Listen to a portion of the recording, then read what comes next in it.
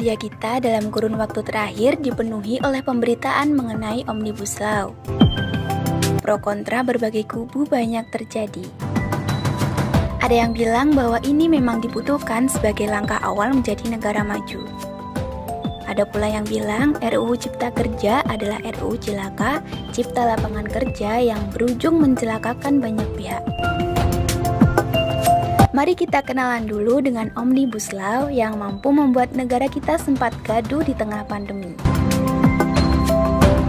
Sebenarnya, Omnibus Law adalah sebuah metode teknik penyusunan perundang-undangan yang disinyalir dapat mengatasi problem obesitas dan disharmonisasi regulasi. Substansinya membahas mengenai beberapa hal seperti penyederhanaan usaha, kemudahan dan perlindungan UMKM, serta banyak lainnya.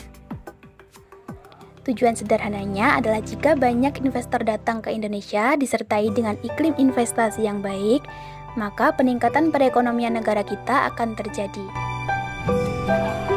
Namun, kalau tujuan dan cita-citanya baik, lalu kenapa kemarin sempat terjadi penolakan? Disinilah peran yang cukup krusial dan mampu memancing publik, yaitu peran etika administrasi publik atau peran etika pejabat publik.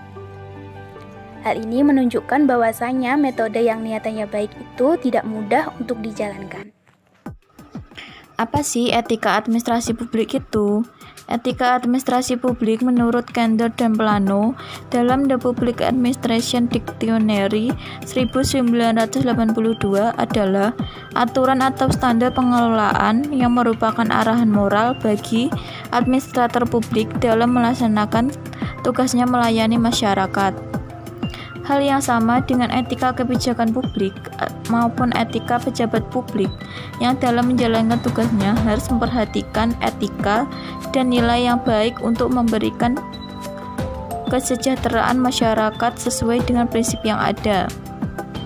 Seperti aspek menurut The Liang Ji 1988 bahwasanya dalam administrasi publik modern telah berkembang asas etis yang dianggap pokok yang meliputi pertanggungjawaban, pengabdian, kesetiaan, kepekaan, persamaan, dan kepantasan. Dengan aspek tersebut diharapkan setiap petugas administrasi ataupun pejabat publik akan berperilaku dan bertindak secara bersih, jujur, bertanggung jawab, efektif, dan efisien. Lalu, apa yang perlu disoroti melalui sudut pandang etika dari Omnibus Law, yaitu penyusunannya yang seakan tidak wajar dan terlalu gerusa-gerusu di tengah pandemi. Naskah yang berulang kali direvisi, kesan tertutup pemerintah yang bikin bingung masyarakat, politikus yang belum menerima salinan UU, hingga banyak lainnya yang seperti apa yang diberitakan di media sosial.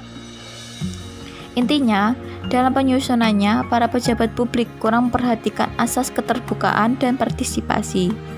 Karena sesuai dengan yang tercantum dalam penjelasan pasal 5 huruf G UU nomor 12 tahun 2011 bahwasanya setiap tahapan penyusunan undang-undang harus dilandasi asas keterbukaan yang bersifat transparan, terbuka, hingga seluruh lapisan masyarakat mempunyai kesempatan seluas-luasnya untuk memberikan masukan dalam pembentukan peraturan perundang-undangan.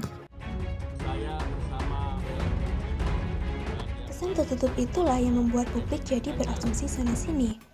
Apalagi tidak sedikit pihak yang termakan hoax dan provokasi, walaupun memang benar ada masyarakat yang membela tataran akar rumput asli. Era pandemi tidak mampu padamkan gejolak aksi yang terjadi. Demonstrasi tidaklah salah, itu adalah bagian dari demokrasi. Tidak salah namun bukan untuk berulah. Sayang sekali demo yang tak tertib dan berujung anarki membuat negara banyak merugi. Pembakaran halte dan kerugian miliaran dapat berdampak pada orang banyak. Pers Presiden RI merupakan langkah klarifikasi. Klaimnya bahwa unjuk rasa dilatar belakangi oleh disinformasi mengenai substansi dari undang-undang yang dibuat serta hoax yang terjadi. Isu penghapusan UMP, isu AMDAL, isu komersialisasi pendidikan yang katanya tidak benar adanya. Pemerintah mengakui bahwa undang-undang disahkan dalam sidang paripurna daripada pelaku penyebar hoax. itu juga termasuk catatan yang harus segera dibenahi. Kondisi idealnya, pemerintah haruslah dapat mengakomodasi kemudahan dalam informasi dan komunikasi bagi publik. Sayangnya, demonstrasi pada 8 Oktober tidak bisa dihindarkan. Di sini kita bisa menyimpulkan bahwasanya peran etika, utamanya etika pejabat publik dan etika administrasi negara, sangatlah dibutuhkan dalam proses penyusunan suatu kebijakan. Perlu diketahui juga bahwa niat baik kebijakan tidaklah cukup. Transparansi publik, partisipasi publik, dan yang penting, etika pejabat publik haruslah turut dicakup. Itu saja penjelasan dari kami. Terima kasih.